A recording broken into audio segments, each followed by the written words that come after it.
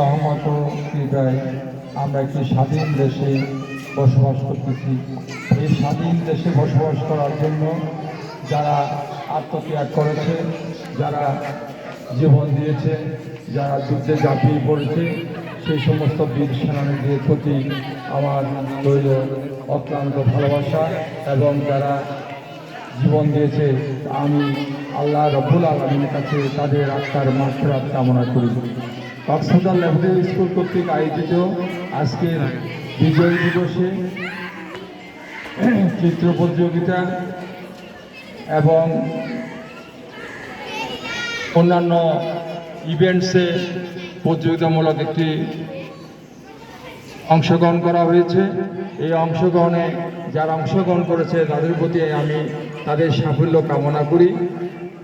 এই বিজয় দিবসে আমরা কীভাবে পেয়েছি, কী জন্য আমাদের এই বিজয় দিবস, কীভাবে আমরা স্বাধীনতা অর্জন করেছি, আমার পূর্ববর্তী বক্তা ধারাবাহিকভাবে সেগুলোর বর্ণনা দিয়েছে, সেজন্য আমি আর সেদিকে যাচ্ছি না।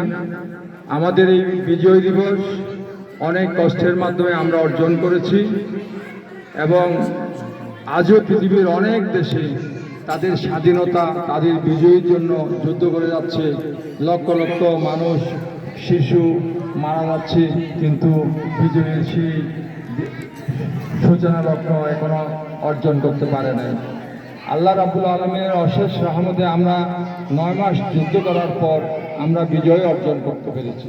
অর্জন করার মাধ্যমে আমরা দুটি জিনিস পেয়েছি, একটি রাষ্ট্রীয় অধিকার, আরেকটি হচ্ছে অর্থের লাভ।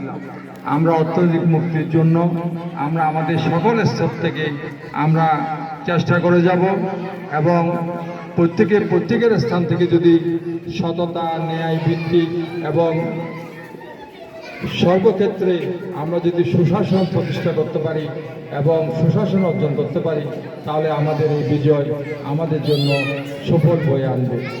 আমি আজকের এই আলোচনা সভায় প্রত্যেকের প্রতি আমার আবেদন থাকবে, নিবেদন থাকবে, যেন আমরা আমাদের বিজয় যেন আমরা ধরে রাখতে পারি এবং ভবিষ্যৎ জীবনে যেন আমাদের এই বিজয়ের লক্ষ্য উদ্দেশ্যকে আমাদের জীবনে প্রতিফলন করাতে পারি, সে আশা ব্যক্ত করতেছি।